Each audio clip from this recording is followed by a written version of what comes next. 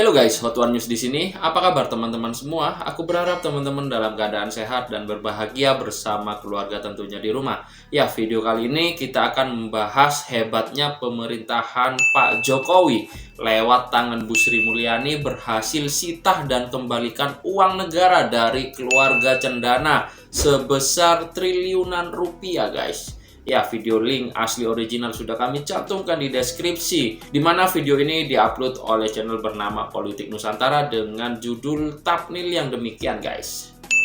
Tentunya kita akan simak videonya terlebih dahulu secara lengkap bersama teman-teman semua agar kita semua tidak gagal paham dan mudah terseret dalam narasi-narasi liar. Serta kita akan coba bantu cek kevalidan sumber beritanya. Apakah benar kevalidan sumber berita tersebut? Oke guys, langsung saja kita simak videonya, cekidot. Bravo Sri Mulyani menyelamatkan uang negara dari Tommy Soeharto. Pengambil alihan dan pemulihan itu sebagian nanti adalah mengalih namakan dari aset tersebut menjadi aset negara supaya tidak dipakai lagi oleh pihak-pihak yang tidak berhak atas aset tersebut, tapi tetap itu adalah tanggungan yang luar biasa yang harus kita kembalikan. Bu Sri Mulyani, Menteri Keuangan kita kali ini galak banget. Beda banget dengan waktu dia menjabat di posisi yang sama di masa presidennya SBY. Itu mungkin karena di bawah Jokowi dia merasa nyaman dan tidak mendapat tekanan politik untuk menjalankan kerjanya. Jokowi melindungi dia secara politik, sehingga Bu Sri Mulyani lebih aman dalam menjalankan tugasnya yang berat dan bisa dibilang berbahaya itu. Ya, bravo Ibu Sri Mulyani. Perjuangan panjang dari tahun 2006 sampai 2018 berbuah manis. Memang tak ada perjuangan yang sia-sia.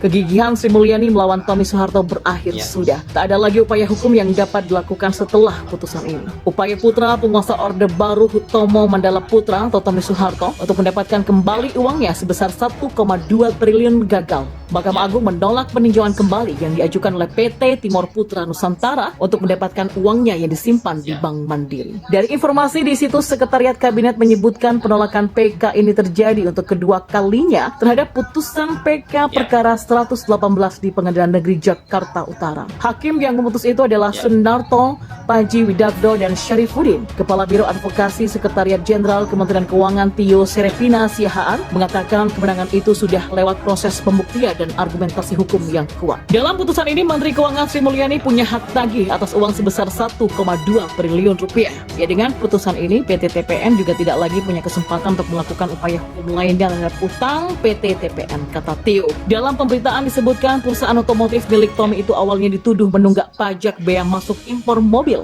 Sebagai tindak lanjut, pihak yang memiliki otoritas memblokir dana 1,2 triliun milik PT TPN di sejumlah bank. Dengan putusan tersebut, kata Tio, pemerintah menjadi pihak yang berhak atas dana yang sudah disetor kepada kas negara sebesar 1,2 triliun rupiah sudah dikukuhkan. Selain itu, kemenangan tersebut juga menjadikan Menteri Keuangan sebagai pemegang hak tagih atas seluruh hutang PT TPN kepada pemerintah. Dengan demikian, PT TPN tidak lagi punya kesempatan untuk melakukan upaya hukum lain atas perkara mengenai hutang PT TPN. Perkara yang melibatkan PT TPN sebagai pemohon PK kedua, serta PT Bank Mandiri Tbk dan Kementerian Keuangan sebagai para termohon PK kedua merupakan perkara pelik yang sudah dimulai sejak tahun 2006. Selain itu juga terdapat 5 perkara perdata terkait PT TPN di Pengadilan Indonesia, diantaranya sudah sampai pada tingkat MA. Seperti diketahui pada 31 Maret di tahun 1999, PT Timor Putra Nasional atau TPN mengalihkan sejumlah asetnya kepada Badan Penyihatan Perbankan Nasional atau BPPN sebagai jaminan pembayaran hutang yang mencapai 4,576 triliun rupiah. Hak tagih terhadap utang PT TPN akhirnya dibeli PT Vista Bella pada 20 Juni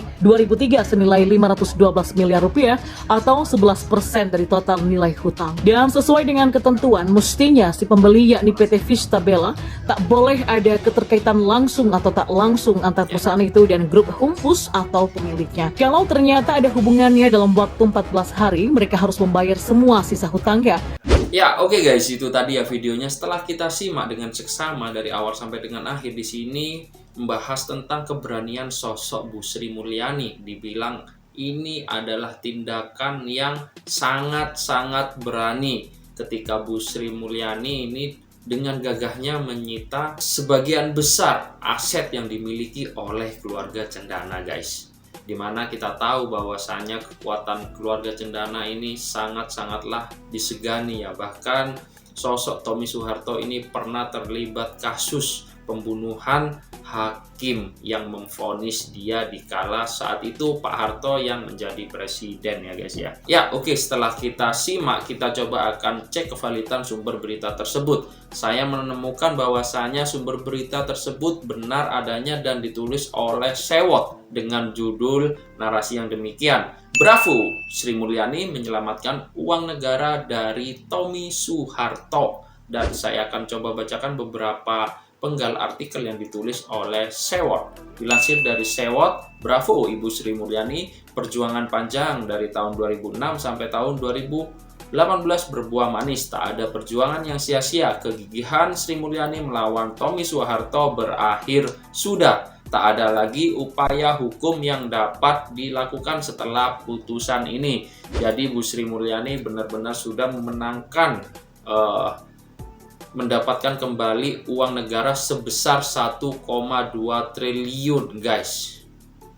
Jadi di sini kehebatan Pak Jokowi, di mana di era-era presiden sebelumnya tidak ada yang bisa mengusik atau mengganggu kekuasaan keluarga cendana. Namun di era Pak Jokowi banyak tindakan-tindakan yang dilakukan lewat tangan-tangan pejabatnya ya guys untuk mengamankan aset-aset negara. Oke teman-teman, bisa ikut berpartisipasi di dalam kolom komentar mengenai berita ini. Dan kita di sini adalah forum di mana kita akan mengajak dan mengajarkan teman-teman semua supaya melihat berita ini secara lengkap agar kita tidak gagal paham dan terombang-ambing dalam narasi liar. Cukup sekian pembahasan berita kali ini, kurang lebihnya kami mohon maaf. Akhir kata, wassalamualaikum warahmatullahi wabarakatuh.